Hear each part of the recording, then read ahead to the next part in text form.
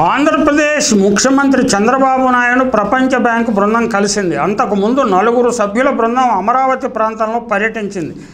2050 నాటికి అమరావతి జనాభా 35 లక్షలకు చేరుతుందన్న అంచనాతో ప్రపంచ బ్యాంకు రుణాన్ని ఆంధ్రప్రదేశ్ ప్రభుత్వం కోరుతోంది.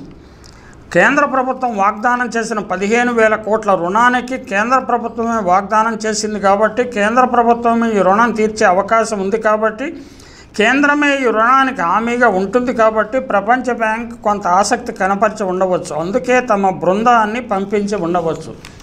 కానీ ఈ బృందము 15,000 కోట్ల గురించి కాకుండా 40,000 కోట్ల ఆర్థిక సహాయం చేయటానికి సంసిద్ధతను వ్యక్తం చేసినట్లుగా ప్రచారం జరుగుతోంది. ఇక అవకాశాన్ని ఉపయోగించుకొని పచ్చ మీడియా చంద్రబాబుకు బాకాలు ఊదటం ప్రారంభించింది. చంద్రబాబుకు ప్రపంచవ్యాప్తంగా ఉన్న బ్రాండ్ ఇమేజీ కారణంగా ఈ బృందం అమరావతి వచ్చిందట. 40,000 కోట్ల నుంచి ఆ పైన ఎంత రుణమైతే అంత ఇవ్వడానికి ప్రపంచ బ్యాంకు సిద్ధంగా ఉందట.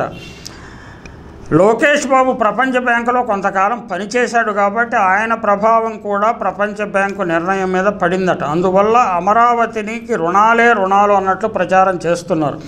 దానికి తోడు బౌద్ధుల ఆధ్యాత్మిక గురువు దలైలామా అమరావతికి 5 లక్షల గ్రాంట్ ఇవ్వడానికి కూడా సిద్ధమైపోయారట. ఆ పైన ఎంత మొత్తం కావాల్సిన ఇప్పిస్తారట. ఇది పచ్చ మీడియాలో ప్రచార సారాంశం.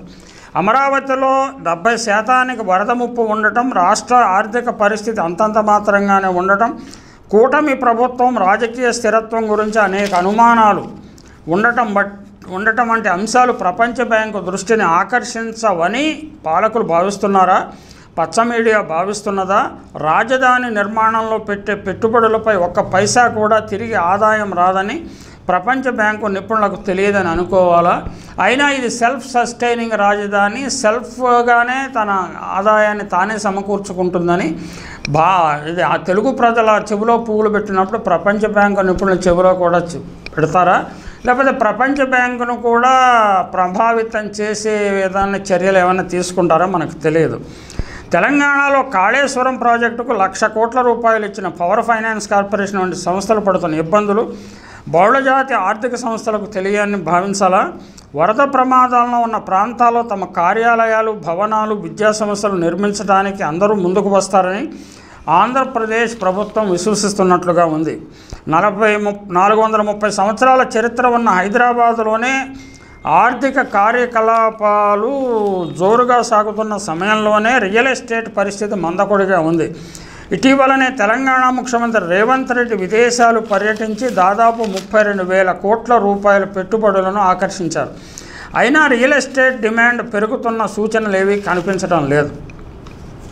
ఒకానొక దశలో ఆంధ్రప్రదేశ్ ముఖ్యమంత్రిగా చంద్రబాబు వచ్చారు కాబట్టి రియల్ ఎస్టేట్ భూమి ఆంధ్రాకు మరలిపోతున్నట్లు విపరీత ప్రచారం చేశారు. నిజానికి ప్రస్తుతం 2 తెలుగు రాష్ట్రాల్లోనూ రియల్ ఎస్టేట్ స్తబ్దుగా ఉంది, మందకొడిగా ఉంది. ప్రస్తుతం హైదరాబాద్లో 1,80,00,000 చదరపు అడుగుల విస్తీర్ణంలో ఆఫీసు స్థలం ఖాళీగా ఉంది. త్వరలో 2,20,00,000 అడుగుల చదరపు అడుగుల విస్తీర్ణంలో ఆఫీసు స్థలం కొత్తగా వచ్చి చేరనుంది. ఈ స్థలాన్ని ఎప్పుడు లీజుకు ఇవ్వాలా అని రియల్ ఎస్టేట్ కంపెనీలు ఎదురు చూస్తున్నాయి. ఐటీ కంపెనీలు అసలే లేని అమరావతిలో ఆఫీసుల నిర్మాణం ఎప్పుడు? అందులో నివసించే ఉద్యోగులు నివాస గృహాల అవసరం ఎప్పుడు? అందులో పనిచేసేవారికి భూమికి, భవనాలకు ఎప్పుడు డిమాండ్ వస్తుంది? వీటన్నిటి గురించి ఆలోచించకుండానే అమరావతి ఊబిలో దిగితే అంతే సంగతులని భూమి కొనుగోలు చేసేవారు గుర్తించాల్సి ఉంటుంది. అమరావతిలో భూమిని 5-6 మీటర్ల ఎత్తు లేపుతామని కూడా కొందరు ప్రచారం చేస్తున్నారు. అది ఎంత ఖర్చుతో కూడుకున్న పనో ఆలోచించని వారే ఇటువంటి మాటలు మాట్లాడతారు. హైదరాబాదులో మాదిరిగానే అమరావతిలో ప్రస్తుతం భూమి విలువను బ్రోకర్లు అమాంతంగా పెంచేశారు. అందువల్ల స్పెక్యులేటర్లు కాకుండా నిజంగా భూమిలో పెట్టుబడి పెట్టి నిర్మాణాలు చేయాలనుకునే వారికి నిర్ణయాలు తీసుకోవడానికి తటపటాయిస్తున్నారు. అంటే ప్రైసెస్ ఓవర్ రిచ్ అయిపోయినాయి. హైదరాబాదులోనే చదరపడుగు లీజు రేటు 70 రూపాయలు ఉంటే ఇప్పుడు 60 రూపాయలకు పడిపోయింది. మరికొన్ని చోట్ల 45 రూపాయలకు పడిపోయింది.